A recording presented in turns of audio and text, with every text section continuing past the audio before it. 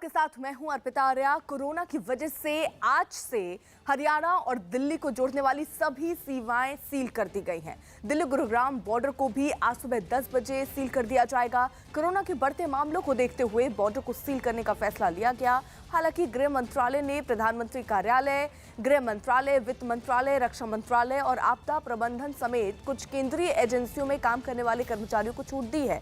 इसके अलावा ambulance, ATM, cash van, LPG और तेल के टैंकर भी दिल्ली हरियाणा बॉर्डर पार कर सकेंगे।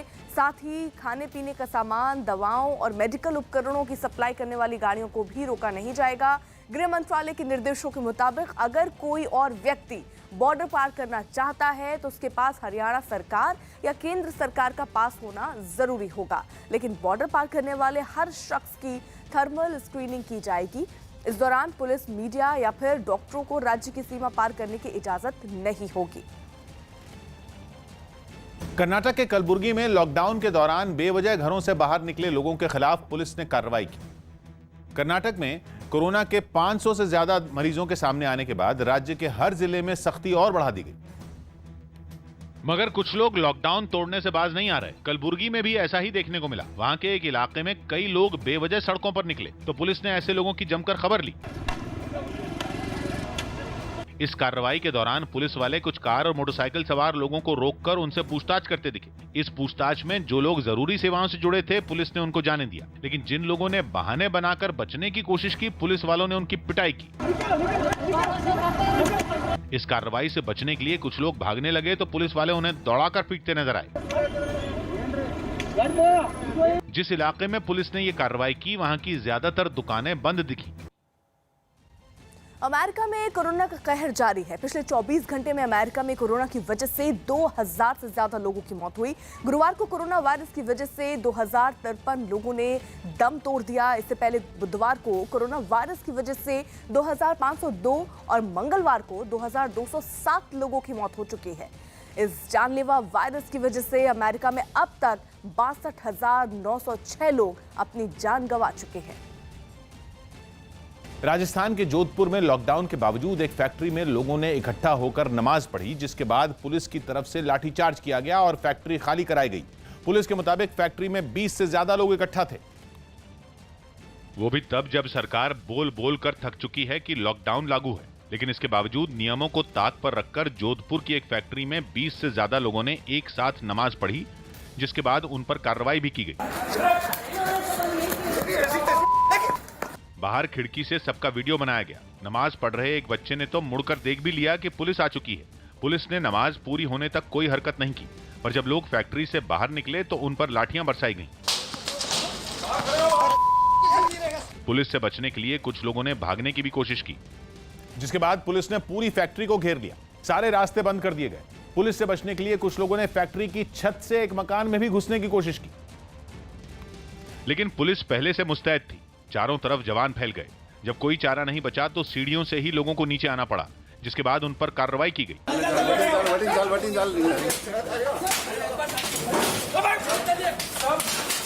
पुलिस ने लोगों को दौड़ा दौड़ा कर पीटा। इस कार्रवाई की वजह से वहां अफरा तफरी मच गई। इस मामले में पुलिस की तरफ से सभी लोगों को चेतावनी देकर छोड़ दिया गया। इसके अलावा इलाके में गश्त भी बढ़ा दी गई। लॉकडाउन में फंसे मजदूरों और जरूरतमंद लोगों की मदद के लिए रेलवे की तरफ से लगातार कोशिश की जा रही है और बताया जा रहा है कि भारतीय रेलवे अब तक देश भर में 30 लाख लोगों को खाना खिला चुकी है। ज्यादातर खाना देश भर में आईआरसीटीसी के जो बेस किचन है उनमें पकाया जा रहा है। आईआरसीटीसी रेलवे में ऑनलाइन टिकट बुकिंग और खानपान से जुड़ी सेवाओं को देखता है। 28 मार्च यानी पिछले एक महीने से रेलवे की तरफ से देश भर में जरूरतमंद लोगों को खाना खिलाया जा रहा है। बताया भी जा रहा है कि रोजाना देश भर में 300 जगहों पर 50,000 लोगों को खाना खिलाया जाता है। जरूरतमंद लोगों तक खाना पहुंचाने में रेलवे प्रोटेक्शन फोर्स और रेलवे के कर्मचारी भी लगातार काम कर रहे हैं। इसके अलावा खाना पहुंचाने के लिए रेलवे की तरफ से कई एनजीओ की मदद भी ली जा रही है। महाराष्ट्र के नांदेड़ से पंजाब लौटे 87 सिख श्रद्धालुओं के कोरोना पॉजिटिव मिलने से हड़कंप मच गया। श्री हजूर साहिब गुरुद्वारे में दर्शन के लिए गए इन श्रद्धालुओं को पंजाब सरकार ने अपनी बसें भेजकर लाने का फैसला किया था। लेकिन श्रद्धालुओं का ये जत्था जैसे ही पंजाब पहुंचा, जांच के दौरान उनमें कई श्रद्धालु कोरोना पॉजिटिव मिले, जिसके बाद कुछ श्रद्धालुओं को क्वारंटीन करने के लिए अमृतसर के एक अस्पताल ले जाया गया। ऐसे में कई श्रद्धालुओं ने वहां उन्हें सुविधाएं नहीं मिलने का आरोप लगाया। कुछ महिलाएं रोती भी नजर आईं। उन्होंने वहां से उन्हें घर जाने देने की मांग की। कोरोना फैलने के डर से पुलिस ने कुछ श्रद्धालुओं को अमृतसर में एंट्री ही नहीं दी, जिसके बाद वो सभी सड़क पर उतर आए और वहीं धरने पर बैठ गए। हालांकि मेडिकल जांच के बाद उन्हें वहां से जाने की इजाजत दे दी गई। सानू मिलती रही है, इन्हां बसां घल के सानू मंगा के सानू परेशान किया। 12 घंटे अहीं लेट हो गए इत्थे। कांग्रेस सांसद गुरजीत सिंह औजला ने भी बड़ी संख्या में कोरोना मरीजों के मिलने पर चिंता जताई। ਵੱਡੀ ਤਾਦਾਦ ਦੇ ਵਿੱਚ ਪੋਜ਼ਿਟਿਵ ਮਰੀਜ਼ਾਂ ਦਾ ਆਉਣਾ एक बहुत बड़ा खतरा है। साथ ही उन श्रद्धालुओं में कई लोगों के कोरोना पॉजिटिव मिलने से राज्य सरकार की मुश्किलें भी बढ़ गईं। सूत्रों से मिली जानकारी के मुताबिक नांदेड़ के श्री हजूर साहिब गुरुद्वारे में फंसे 2000 से ज्यादा लोगों में 87 कोरोना पॉजिटिव मिले। ये सिख श्रद्धालु श्री हजूर साहिब गुरुद्वारे के दर्शन के लिए वहां गए थे, लेकिन लॉकडाउन की वजह से मार्च महीने से वहां फंसे रह गए थे। इन्हें वापस लाने के लिए पंजाब सरकार ने 64 बसें वहां भेजी थीं, जिनमें सवार होकर ये श्रद्धालु लौटे। फिलहाल नांदेड़ से लौटे इन श्रद्धालुओं की स्क्रीनिंग जारी है। आशंका जताई जा रही है कि ऐसे में कोरोना मरीजों के आंकड़ों में इजाफा भी हो सकता है। यूपी के जालौन के डीएम डॉक्टर मन्नान अख्तर के फरमान से लोग परेशान हो गए। वहां उरई के एक इलाके में कोरोना के 3 मरीज मिलने के बाद डीएम ने उसे सील कर दिया। साथ ही खाने पीने का सामान घर बैठे मंगवाने के लिए एक नंबर भी जारी किया, लेकिन लोगों के सामने शर्त ये रख दी कि कम से कम 500 रुपए का खाना का सामान, 200 रुपए के फल और 100 रुपए की सब्जियां मंगवाने पर ही उन्हें सामान घर तक पहुंचाया जाएगा, जिससे वहां के लोग परेशान दिखे। इलाके के कोई अंदर ना जा सके और इलाके में कोई बाहर ना निकल सके, इसके लिए भी वहां पुलिस बल तैनात कर दिया गया। जिलाधिकारी द्वारा जारी किया गया फरमान है तुगलकी फरमान है। ये फरमान की हम निंदा करते हैं, जिलाधिकारी के फरमान की। बिहार सरकार ने दूसरे राज्यों में फंसे लोगों को वापस लाने से अपने हाथ खड़े कर दिए। केंद्र सरकार ने एक दिन पहले ही एडवाइजरी जारी कर दी थी कि सभी राज्य सरकारें आपस में तालमेल करके अपने राज्य के लोगों को वापस बुलाने का इंतजाम कर सकती हैं, जिस पर बिहार सरकार ने बसों की कमी गिनाई और बिहार के लोगों को भेजने की जिम्मेदारी दूसरे राज्यों पर ही छोड़ दी। हमारे पास कहाँ बसें हैं कि इतने राज्यों से लोगों को आना है, तो जो लोग आएंगे तो वो राज्य सरकारें उसकी व्यवस्था करेंगी। उन्हीं राज्यों के लोग जो हैं, क्योंकि वो भी चाहते हैं कि एक बार लोग अपने घर चले जाएं। वहीं जेडीयू ने इस मामले में भी केंद्र सरकार से ही सहयोग की उम्मीद जताई। तो हमें किसी का अनुकरण नहीं करना है। हमें उम्मीद है कि केंद्र सरकार के साथ सहयोग करके हम सभी जो फंसे हुए विद्यार्थी हैं और श्रमिक हैं उनको निकालने में कामयाब होंगे। इस पर विपक्ष ने नीतीश सरकार पर अपनी जिम्मेदारियों से भागने का आरोप लगाना शुरू कर दिया। एडवाइजरी बहुत क्लियर है कि संबंधित मुख्यमंत्रियों से बात करिए और अपने लोगों के लाने का मार्ग प्रशस्त कीजिए। अब मुख्यमंत्री जी कह रहे हैं कि कोई आना चाहे, ऐसा नहीं होता है। राजस्थान के कांग्रेस विधायक भरत सिंह ने सरकार से शराब की दुकानें खोलने की मांग की। राजस्थान के पूर्व मंत्री और कांग्रेस विधायक भरत सिंह ने सीएम अशोक गहलोत को एक चिट्ठी लिखी और शराब की दुकानें खोलने की मांग की। इतना ही नहीं, विधायक ने शराब पीने से कोरोना वायरस नहीं होने की भी दलील दी।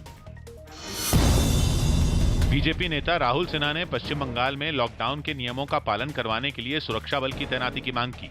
आधा सामरिक बल को नियोग करिए, नहीं तो परिस्थिति हाथ का बाहर चला जाएगा। पंजाब के सीएम अमरिंदर सिंह ने सभी जिलों में फंसे दूसरे राज्यों के मजदूरों की सूची बनाने के निर्देश दिए। इसके अलावा हर जिले में एक अधिकारी की नियुक्ति की जाएगी जो इन मजदूरों को वापस भेजने से जुड़ा काम देखेगा। राजस्थान के धौलपुर में सड़क किनारे रहने वाले एक बच्चे की मौत के बाद जिले की बाल कल्याण समिति ने जांच शुरू कर दी। ये समिति इस बात की जांच करेगी कि कहीं बच्चे की मौत भूख की वजह से तो नहीं हुई। इसी बच्चे के परिवार के 2 और सदस्य बीमार हैं, जिनकी कोरोना वायरस की भी जांच की जाएगी। पाकिस्तान की ओर से जम्मू कश्मीर के पुंछ इलाके में हो रही गोलाबारी में एक लड़के की मौत की खबर है। पिछले 2 दिनों से पाकिस्तानी सेना पुंछ इलाके में लगातार रिहायशी इलाकों को निशाना बना रही है। गुरुवार की गोलाबारी में एक 16 साल के लड़के की मौत हो गई, जबकि उसका भी गंभीर रूप से घायल हो गया। भारतीय सेना पाकिस्तान की इस गोलाबारी का करारा जवाब दे रही है। कोरोना से जूझ रहे पाकिस्तान के रावलपिंडी में लॉकडाउन को लागू करवाने के लिए सुरक्षा बल को उतारना पड़ा। रावलपिंडी में कई लोग कोरोना की चपेट में आ चुके हैं, जिसकी वजह से वहां लोगों के बाहर निकलने और एक जगह इकट्ठा होने पर रोक है। इसके बावजूद वहां बाजार में भारी भीड़ नजर आई। तस्वीरें देखकर कहीं से भी नहीं लगा कि वहां लॉकडाउन लागू है। बड़ी तादाद में लोग कोरोना के खतरे की परवाह किए बिना घूमते नजर आए। हालात ऐसे हो गए कि वहां हथियारबंद जवानों को उतारना पड़ा। सुरक्षा बल की कई गाड़ियां वहां पहुंची और दुकानों को बंद कराने की कोशिश शुरू की गई। ये 10 मिनट बाद फिर ये रेडियां निकल आएंगी, फिर ये उसी तरह तमाशा होगा। मतलब लोगों को कोई अवेयरनेस ना है, ना दी जा रही है कि यार कितना सीरियस वायरस है। लेकिन कई लोग पुलिस की इस कार्रवाई से नाराज हो गए। जो गरीबों का नुकसान कर रहे हैं ना, ये लुटा दी, फेंक दिया, ये कोई इनका अपना नहीं है माल, गरीब का माल है ये। दिल्ली की गाजीपुर सब्जी मंडी में आज सुबह सुबह सोशल डिस्टेंसिंग की जमकर धज्जियां उड़ाई गईं। सब्जी मंडी के खुलने से पहले ही मंडी के बाहर लंबी लंबी लाइनें दिखाई दी, लेकिन लाइनों में खड़े लोग किसी भी तरह से सोशल डिस्टेंसिंग का पालन करते नहीं दिखे और जैसे ही मंडी के गेट खुले, भीड़ तेजी से मंडी में घुसने लगी। इस दौरान मौके पर तैनात पुलिस वालों ने भी ना तो इन लोगों को रोकने की कोशिश की और ना ही सोशल डिस्टेंसिंग का पालन करवाने की कोशिश की। यह हालात तब है जब दिल्ली के ही आजादपुर मंडी में कोरोना की वजह से एक व्यक्ति की मौत हो चुकी है और पिछले 3 दिन में कई पॉजिटिव मामले भी दिल्ली में सामने आए हैं। यानी कई इलाकों में अभी भी लोग खुद से भी सोशल डिस्टेंसिंग का पालन नहीं कर रहे हैं और जो पुलिस के लोग हैं वो भी पालन नहीं करा रहे हैं। अगर ये तस्वीरें आप देखेंगे तो अंदाजा आप लगा सकते हैं कि वहाँ किस तरीके से लोगों ने सोशल डिस्टेंसिंग की धज्जियां उड़ाई हैं। ऐसा लग रहा है कहीं कोई कार्यक्रम है और उसके लिए ये लोग जा रहे हैं। महाराष्ट्र एमपी बॉर्डर पर पिछले 2 दिनों से फंसे दिहाड़ी मजदूरों ने नेशनल हाईवे को जाम कर दिया। अचानक पहुंचे इन मजदूरों को पुलिस वालों ने आगे जाने से रोक दिया, जिससे भड़के दिहाड़ी मजदूरों ने नेशनल हाईवे 3 पर जाम लगा दिया। आनन फानन में पुलिस वालों ने मजदूरों को रोकने के लिए वहां पर बैरिकेड लगा दिए ताकि ये लोग आगे न जा सकें। इस कदम से इन लोगों का गुस्सा पुलिस वालों पर ही फूट पड़ा। यहाँ जाम क्यों लगाया गया था? यहाँ सर जाने नहीं दे रहे हैं। कहाँ जाना चाहते हैं आप? यूपी जाना चाहते हैं। बताया गया कि नेशनल हाईवे जाम करने वाले ज्यादातर मजदूर महाराष्ट्र की ओर से आए थे जो 2 दिनों से वहां पर रुके हुए हैं। इन दिहाड़ी मजदूरों से पूछताछ कर पुलिस वालों ने उनकी जानकारी ली। हालांकि इस दौरान वहां पर सोशल डिस्टेंसिंग का ध्यान नहीं रखा गया, यानी इन लोगों ने एक दूसरे से जरूरी दूरी नहीं बनाई।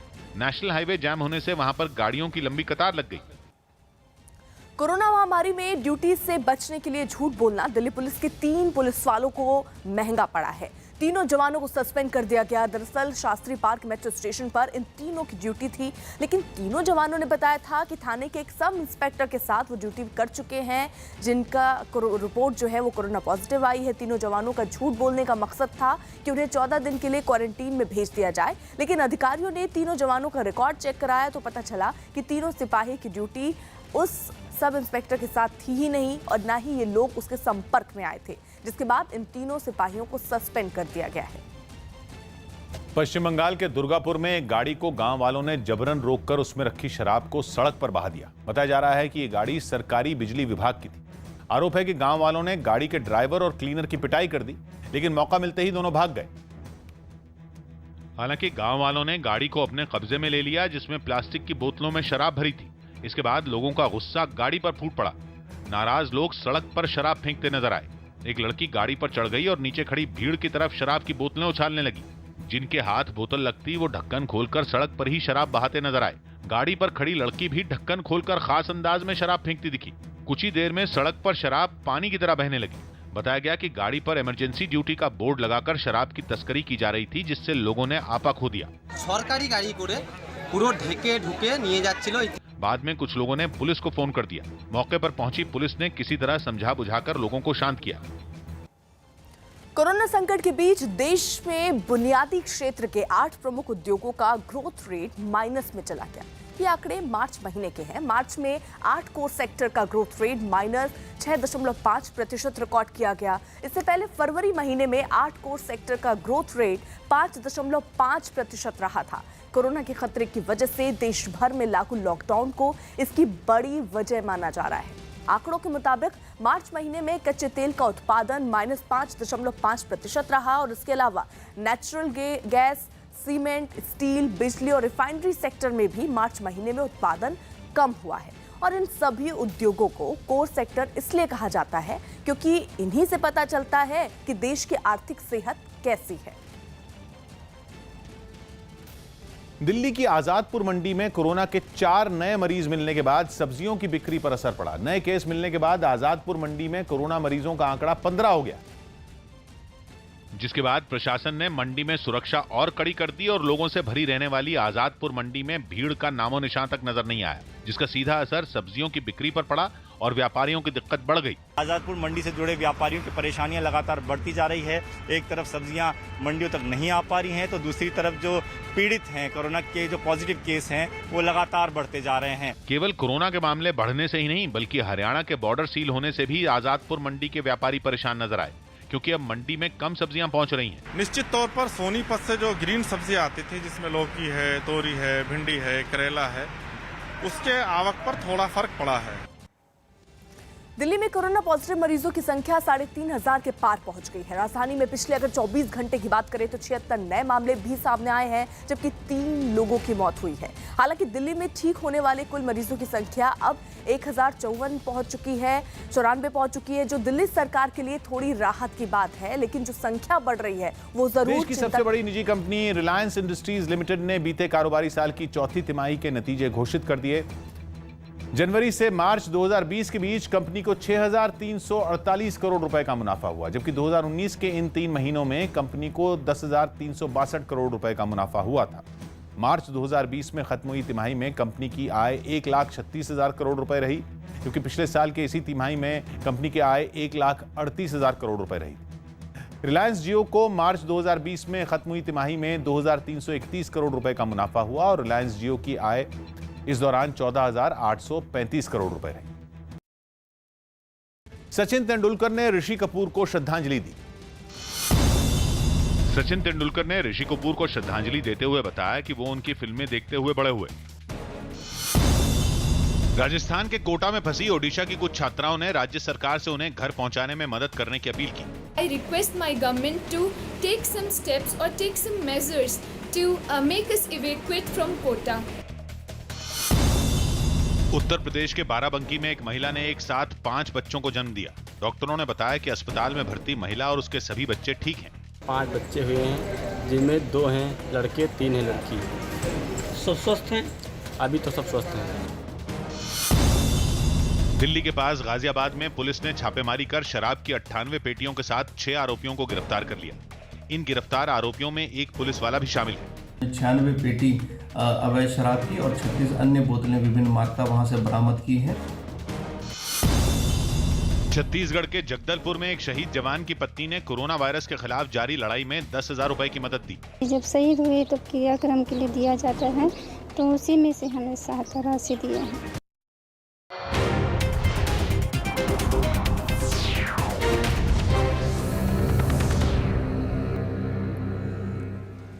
सेना ने अपने जवानों के लिए दिशा निर्देश जारी किए और ये दिशा निर्देश पाकिस्तान की तरफ से फर्जी आरोग्य सेतु ऐप के जरिए निजी और आधिकारिक जानकारी में घुसपैठ पर जारी किए गए। खबर है कि फर्जी आरोग्य सेतु ऐप के जरिए पाकिस्तान भारतीय सेना में सेंध लगाने की कोशिश में है। जानकारी मिली है कि पाकिस्तान की तरफ से फर्जी आरोग्य सेतु ऐप बनाकर भारतीय सेना के निजी और आधिकारिक डिवाइस में घुसपैठ की कोशिश कर रहा है। इसके बाद सभी को हिदायत दी गई है कि इस तरह के किसी भी लिंक या फिर ईमेल और व्हाट्सएप को खोलने से पहले सावधानी बरती जाए।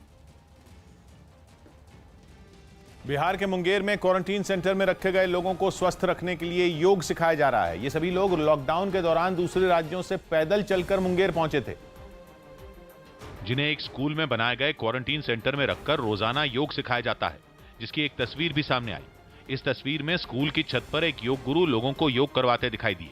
योग के दौरान सोशल डिस्टेंसिंग का भी पूरा ध्यान रखा गया और सभी लोगों को एक दूसरे से तय दूरी पर खड़ा किया गया। योग करने पहुंचे इन लोगों को इसके फायदे भी बताए गए। हम इनके अंदर जो शक्ति है, जो कि रोग प्रतिरोधक शक्ति है, उसको जगा करके कोरोना को पराजित करने का कार्य कर रहे हैं। वहां मौजूद पुलिस वाले इन लोगों को मास्क बांटते हुए भी नजर आए। बताया गया कि योग सिखाने के अलावा इन्हें कोरोना से बचने के लिए जागरूक भी किया गया। बीती रात यूपी की फिरोजाबाद में काठ बाजार में भीषण आग लग गई। इस आग में 12 दुकानों में रखा जो सामान था वो जलकर राख हो गया। इन दुकानों में लाखों रुपए का फर्नीचर रखा हुआ था। जानकारी के मुताबिक बीती रात शॉर्ट सर्किट की वजह से ये आग लगी और देखते ही देखते आसपास की सारी दुकानों तक फैल गई। फायर ब्रिगेड की गाड़ियां जब तक पहुंचती 12 दुकानें इस आग की जद में आ चुकी थी। फायर ब्रिगेड के कर्मचारियों ने करीब 4 घंटे की मशक्कत के बाद आग पर काबू पाया। इटली की राजधानी रोम में जिंदगी को पटरी पर लाने की कोशिश शुरू हो गई। वहां के रेस्टोरेंट और होटलों को सैनिटाइज करने का काम तेज कर दिया गया, जिसके बाद सफाई कर्मचारी रेस्टोरेंट और होटलों को सैनिटाइज करने के काम में जुट गए। होटलों के किचन, कमरों और दूसरी जगहों पर दवा का छिड़काव किया गया। इस दौरान सभी सफाई कर्मचारी अपने मुंह पर मास्क लगाए नजर आए और हाथों में दस्ताने भी पहने दिखे। साथ ही उन्होंने कोरोना से बचाव वाले सूट भी पहन रखे थे। a camera a gas, diciamo che era una nebulizzazione nell'aria. Corona की वजह से बंद पड़े कई रेस्टोरेंट को भी सैनिटाइज किया गया। वहां रखी कई मेज कुर्सियों की भी अच्छे तरीके से सफाई की गई और उन पर केमिकल का छिड़काव किया गया। रेस्टोरेंट और होटलों के मालिकों ने दोबारा जल्द काम शुरू करने की उम्मीद जताई। Vedere che ci siamo, che siamo vivi, ma insomma non ci adegueremo alle norme, però così si soffre। Restaurant और होटलों को सैनिटाइज करने के बाद उनके मालिकों को अधिकारियों की तरफ से सर्टिफिकेट भी दिए गए, जिससे कि पाबंदी हटने के बाद वो अपना काम फिर से शुरू कर सकें। हॉटस्पॉट में कोरोना के मरीज बढ़ने के बाद दिल्ली सरकार ने हॉटस्पॉट में सख्ती बढ़ा दी है। दिल्ली सरकार ने आदेश जारी किए कि हॉटस्पॉट या कंटेनमेंट जोन में 14 दिन के अंदर 3 बार हर शख्स की स्क्रीनिंग की जाए।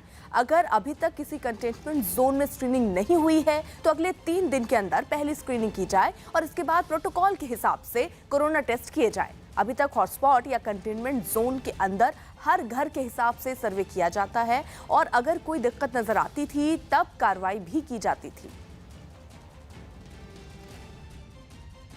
कोरोना से उबरने का दावा कर रहा चीन लगातार सैन्य अभ्यास में जुटा है। कोरोना का पहला मामला चीन में ही सामने आया था, जिसके बाद इस महामारी की वजह से लगभग पूरी दुनिया ठप पड़ी है। लेकिन अब चीन एक के बाद एक सैन्य अभ्यास कर अपनी ताकत दिखाने की कोशिश में जुटा है। वहां के शिनजियांग में रात के दौरान लड़ाई का अभ्यास किया गया। सामने आए वीडियो में कुछ जवान एक विमान से छलांग लगाते नजर आए। इससे पहले जवानों की ये टुकड़ी अपने साजो सामान के साथ तैयार होती दिखी। तैयार होने के बाद इन सैनिकों को वहां खड़े विमान तक ले जाया गया। विमान के एक ऊंचाई तक पहुंचने के बाद इन सैनिकों ने उससे छलांग लगानी शुरू कर दी। रात के अंधेरे में ये जवान पैराशूट की मदद से नीचे उतरे। इसके लिए उन्होंने खास तरह की टॉर्च के जरिए अपना रास्ता ढूंढा। इस दौरान नीचे खड़े अधिकारी भी उन पर निगाह रखते दिखे। कोरोना वायरस से जुड़े स्वास्थ्य मंत्रालय के आंकड़ों के मुताबिक महिलाओं के मुकाबले पुरुषों को कोरोना वायरस से मौत का खतरा ज्यादा है। जी हाँ, देश भर में कोरोना वायरस से जान गंवाने वालों में करीब 65% जो है वो पुरुष हैं और जान गंवाने वालों में 35% ही महिलाएं रही हैं। इससे पहले चीन और अमेरिका में भी कोरोना वायरस के आंकड़े कुछ इसी तरह के रहे हैं। स्वास्थ्य मंत्रालय ने अब तक के आंकड़ों के साथ एक बार फिर इस बात पर जोर दिया कि बुजुर्गों के कोरोना की चपेट में आने का खतरा ज्यादा है। कोरोना के कारण मरने वालों में आधे से ज्यादा लोग 60 साल से ऊपर की उम्र के रहे, जबकि 45 साल से कम उम्र के मरीजों का हिस्सा इनमें केवल 14% रहा है। महाराष्ट्र के पालघर में हुई 2 साधुओं समेत 3 लोगों की हत्या के सभी आरोपियों को कोर्ट ने 14 दिन की पुलिस हिरासत में भेज दिया। इस घटना में पुलिस ने 101 आरोपियों को गिरफ्तार किया था, जिन्हें दहानू की अदालत में पेश किया गया। और पेशी के लिए भारी पुलिस बल की मौजूदगी में सभी आरोपियों को बसों में बिठाकर वहां लाया गया। कोर्ट के बाहर 3 बसें नजर आईं, जिनमें सभी आरोपियों को लाया गया। कड़ी सुरक्षा व्यवस्था के बीच आरोपियों की पेशी यहाँ पर की जा रही है। आप देखिए जो बस है आपको सामने नजर आ रही है, उसमें पुलिस आरोपियों को लेकर पहुंच चुकी है। इसके बाद सभी बसें कोर्ट परिसर के अंदर गईं और वहीं आरोपियों को बसों से उतारा गया। इस मामले में पुलिस ने हत्या का प्रयास और फायरिंग के मामले में 3 एफआईआर दर्ज की थी और उन्हीं के आधार पर पुलिस ने कोर्ट में अपनी दलीलें रखी। सुनवाई करते हुए कोर्ट ने सभी आरोपियों को 14 दिन के लिए पुलिस हिरासत में भेज दिया। बताया गया कि आरोपियों की तरफ से कोई वकील कोर्ट में पेश नहीं हुआ। रूस के प्रधानमंत्री कोरोना पॉजिटिव पाए गए हैं। प्रधानमंत्री ने वीडियो कॉन्फ्रेंसिंग के दौरान खुद इस बात की जानकारी राष्ट्रपति पुतिन को दी, साथ ही खुद को क्वारंटीन भी कर लिया। हालांकि देश से जुड़े अहम मुद्दों पर वो दूसरे बड़े अधिकारियों के साथ संपर्क में जरूर रहेंगे। रूस के उप प्रधानमंत्री अब अस्थायी रूप से उनका कार्यभार संभालेंगे। कोरोना वायरस की महामारी फैलने के बाद राष्ट्रपति पुतिन वीडियो कॉन्फ्रेंसिंग के जरिए ही अधिकारियों और मंत्रियों से बात कर रहे हैं। ब्राजील के रियो डी जेनेरो में कोरोना वायरस की वजह से जेलों को सैनिटाइज करने का काम शुरू कर दिया गया। ब्राजील में कोरोना की वजह से अब तक 5,500 से ज्यादा लोगों की जान जा चुकी है, जबकि 80,000 लोग इसकी चपेट में आ चुके हैं, जिसके बाद वहां की जेलों में भी इसके फैलने का खतरा बढ़ गया।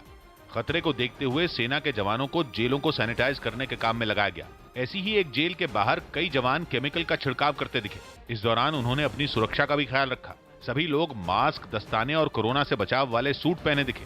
सैनिटाइज करने वाली किट को पीठ पर टांगकर पहले उन्होंने जेल के बाहर हर एक चीज को सैनिटाइज किया। इसके बाद सभी को दवा का छिड़काव करने के लिए जेल के अंदर ले जाया गया। Tendo em vista que em outros estados, né, já começaram a aparecer situações de presos com Covid-19. गायक सुखविंदर सिंह ने लॉकडाउन में ड्यूटी कर रहे पुलिस जवानों का हौसला बढ़ाया। गायक सुखविंदर सिंह ने पंजाबी में एक गाना गाकर लॉकडाउन में ड्यूटी कर रहे पुलिस जवानों का हौसला बढ़ाया।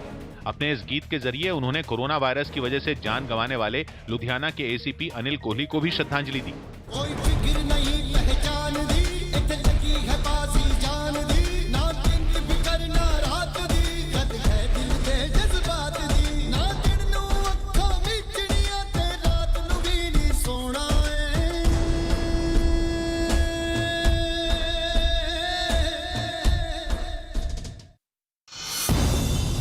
ओडिशा के बलंगीर में बन रहे एक पुल के गिरने से 2 लोगों की मौत हो गई। गुजरात के नर्मदा में कोरोना वायरस के 9 मरीजों को ठीक होने के बाद अस्पताल से छुट्टी दे दी गई।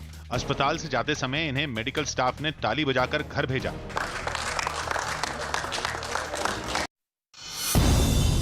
अमेरिका ने कोरोना वायरस से लड़ने के लिए भारत को $3 मिलियन यानी भारतीय रुपयों के हिसाब से करीब 22 करोड़ रुपए की और मदद दी।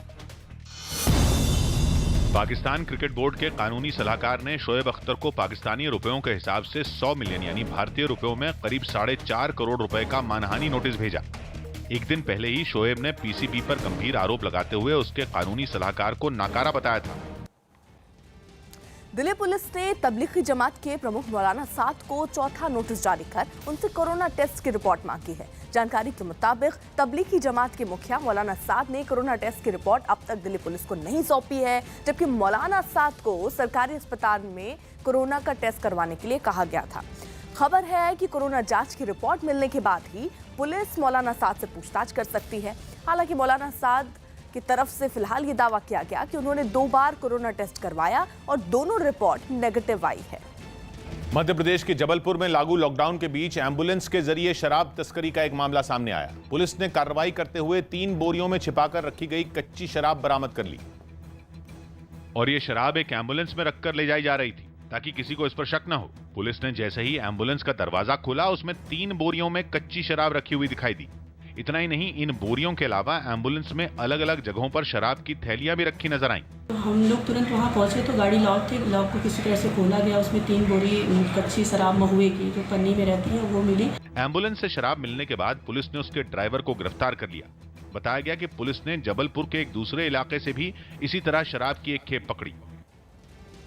दिल्ली के पास नोएडा में पुलिस कमिश्नर आलोक सिंह ने जिला अस्पताल पहुंचकर डॉक्टरों और वहां काम करने वाले दूसरे कर्मचारियों को पीपीई किट बांटी, ताकि कोरोना के मरीजों का इलाज करने वाले डॉक्टर और कर्मचारी इस जानलेवा वायरस से बच सके।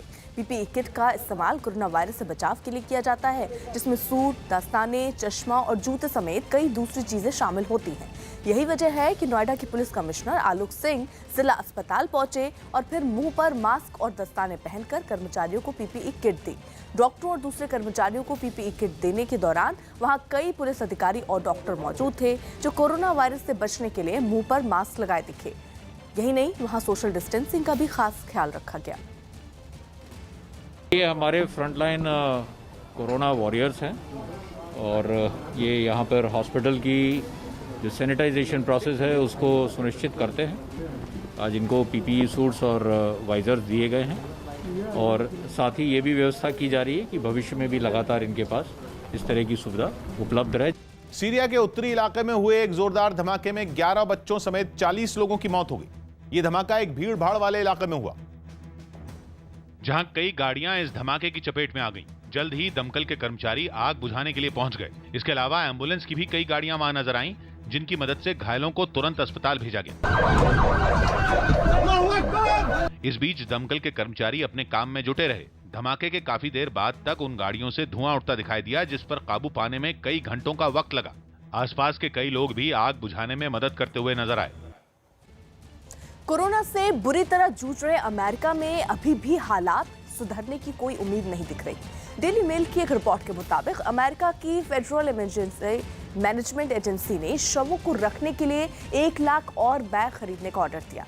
रिपोर्ट के मुताबिक ये तैयारी कोरोना के दूसरे खतरनाक दौर की आशंका को देखते हुए की गई है। हालांकि अमेरिका में पहले ही कोरोना की वजह से 60,000 से ज्यादा लोगों की जान जा चुकी है, जबकि वहां 10.5 लाख से ज्यादा लोग इस महामारी की चपेट में आ चुके हैं।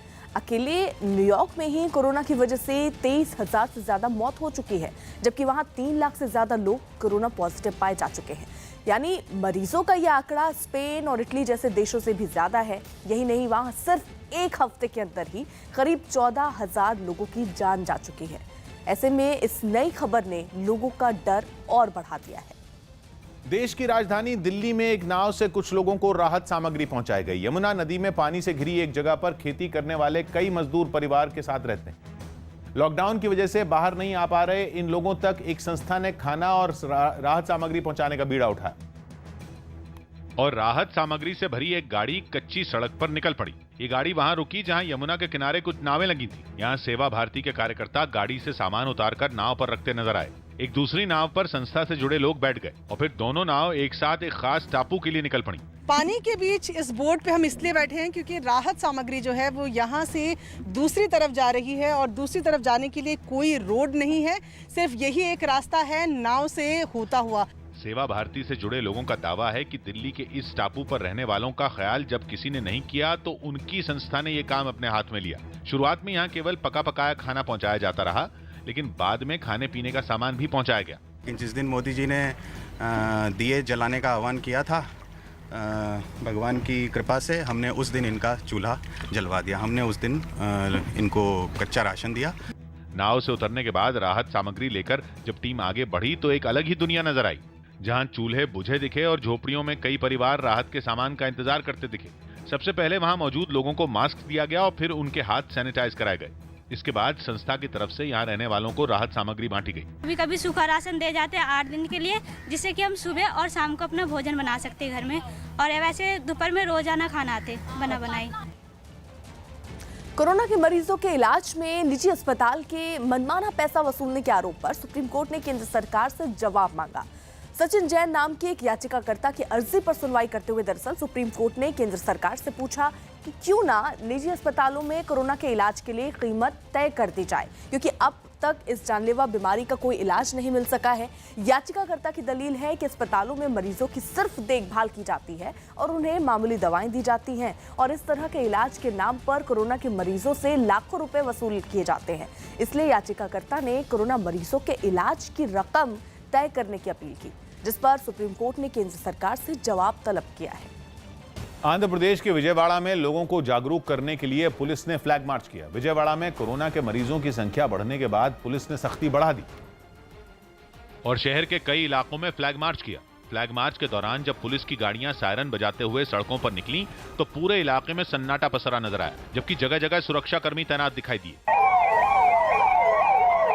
विजयवाड़ा के पुलिस कमिश्नर खुद दूसरे पुलिस वालों के साथ सड़क पर उतरे और लोगों से लॉकडाउन के नियमों का पालन करने की अपील की। Once again, appeal to the people and especially the parents of the youth to take care of the youth, not to come onto the, to see that they don't come onto the roads and cause the spread of the virus. इसके अलावा एक दूसरे इलाके में भी कुछ जवानों ने कई मोटरसाइकिलों पर सवार होकर गश्त लगाई और लोगों को जागरूक किया।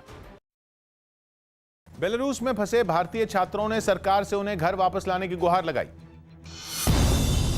यूरोप के देश बेलारूस में फंसे करीब 1000 भारतीय छात्रों ने सरकार से उन्हें घर वापस लाने की गुहार लगाई। भारत सरकार से निवेदन करते हैं कि हमारी सिचुएशन से परिचित होकर जल्द से जल्द कोई सख्त कदम उठाया जाए। कांग्रेस नेता राहुल गांधी ने ट्वीट कर ऋषि कपूर के निधन पर दुख जताया और इस हफ्ते को भारतीय सिनेमा के लिए काफी खराब बताया। पश्चिम बंगाल के उत्तर 24 परगना में बड़ी संख्या में लोग चीजें खरीदने के लिए दुकानों पर पहुंच गए, जबकि कोरोना वायरस की वजह से यह इलाका रेड जोन घोषित किया गया है। जम्मू कश्मीर के कठुआ में सरकार ने किसानों की फसल खरीदने के लिए एक केंद्र खोल दिया, जहां किसान अपनी फसल बेच सकते हैं। फिक्स रेट मिल जाता है, ठीक टाइम पर पैसे भी मिल जाते हैं, जिम्मेदार को परेशानी नहीं होती है। दिल्ली के पास यूपी के गौतम बुद्ध नगर जिले में एक गर्भवती महिला की कोरोना वायरस की रिपोर्ट पॉजिटिव आई, जिसके बाद उसे अस्पताल में भर्ती करवाया गया। फिलहाल प्रशासन ने एहतियात के तौर पर उस इलाके को भी सील कर दिया जहां महिला रहती है। महाराष्ट्र विकास अघाड़ी की मांग पर विचार के लिए आज सुबह 9:30 बजे चुनाव आयोग की अहम बैठक होगी। महाराष्ट्र विकास अघाड़ी में शामिल शिवसेना, कांग्रेस और एनसीपी ने चुनाव आयोग से विधान परिषद की 9 सीटों पर चुनाव करवाने की मांग की है और इसी मांग पर विचार के लिए दरअसल ये बैठक होगी। अभी तक उद्धव ठाकरे किसी भी सदन के सदस्य नहीं हैं और राज्यपाल की तरफ से भी उन्हें अब तक मनोनीत नहीं किया गया और अगर 28 मई तक उद्धव ठाकरे विधायक नहीं बनते हैं तो उन्हें मुख्यमंत्री पद से इस्तीफा देना होगा। कोरोना महामारी के कारण ये अनिश्चितकाल के लिए इलेक्शन आगे गया है।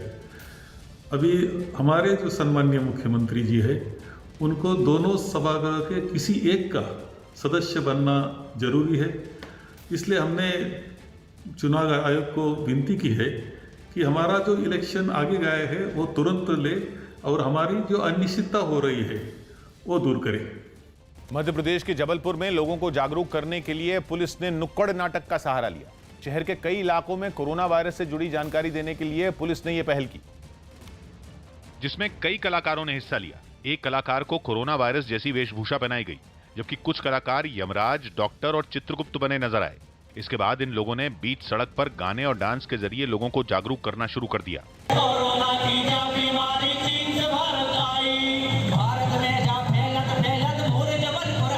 गाने की आवाज सुनकर लॉकडाउन में घरों में रह रहे लोग अपनी बालकनी में आ गए और नुक्कड़ नाटक का लुत्फ उठाते नजर आए। कलाकारी के माध्यम से जन जागरण कर रहे हैं, लोगों को संदेश दे रहे हैं और एक यमराज, चित्रगुप्त, कोरोना और डॉक्टर का मिला जुला एक छोटा सा नाटक है जो हम लोगों को दिखा रहे हैं। इस नुक्कड़ नाटक में शामिल लोगों ने सोशल डिस्टेंसिंग का भी पालन किया। हमारा ये नुक्कड़ नाटक है, इसका उद्देश्य है कि इसका जागरूकता के संबंध में जानकारी देना मनोरंजन के माध्यम से। लखनऊ में एक ही परिवार के 6 लोगों की हत्या हो गई और उसका आरोप परिवार के ही एक शख्स पर लगा है। आरोप है कि अरुण नाम के एक आदमी ने अपनी मां, अपने सगे भाई समेत परिवार के 6 लोगों की हत्या की और फिर वो खुद ही थाने पहुंच गया। फिलहाल पुलिस इस मामले की जांच में जुटी है।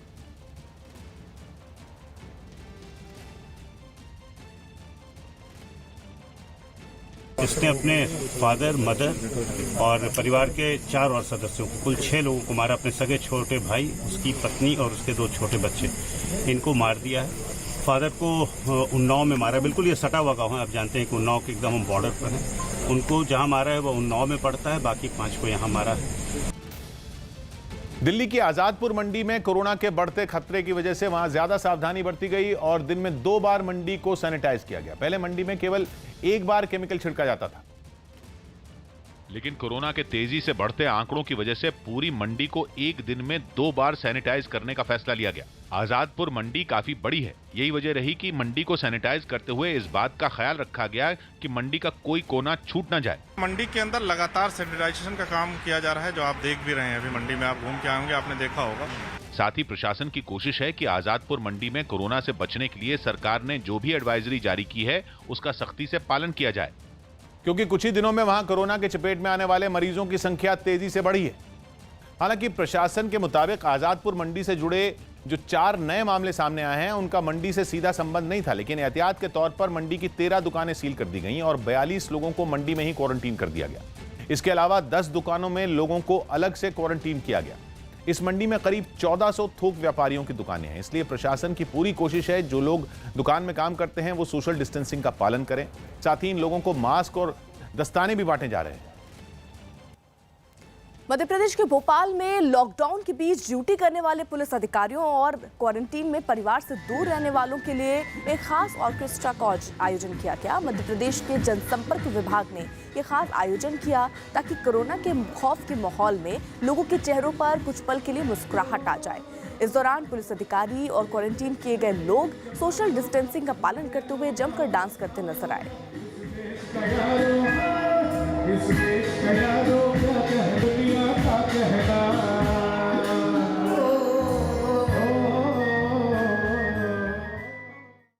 पूर्व फुटबॉलर चुनी गोस्वामी का कोलकाता में निधन हो गया। पूर्व फुटबॉलर और क्रिकेटर रह चुके चुनी गोस्वामी का 82 साल की उम्र में कोलकाता में निधन हो गया। वो 1962 के एशियाई खेलों में गोल्ड जीतने वाली भारतीय फुटबॉल टीम के कप्तान भी रहे। चुनी गोस्वामी लंबे समय से बीमार चल रहे थे। राजस्थान के धौलपुर में लॉकडाउन के बीच कुछ लड़कों पर एक पुलिस वाले को गोली मारकर घायल करने का आरोप लगा। दावा किया गया कि इस पुलिस वाले ने आरोपियों को बेवजह बाहर घूमने पर टोक दिया था। गुजरात में सूरत प्रशासन ने मजदूरों को अपनी गाड़ी से कुछ राज्यों में जाने की इजाजत दे दी। अपनी गाड़ी से जाने वाले मजदूर जरूरी दस्तावेज के साथ चुनिंदा चेकपोस्ट को पार कर राजस्थान, मध्य प्रदेश और ओडिशा जा सकते हैं। जम्मू कश्मीर के पुंछ में पाकिस्तान की तरफ से रिहायशी इलाकों को निशाना बनाकर की गई गोलाबारी का भारतीय सुरक्षा बल ने करारा जवाब दिया।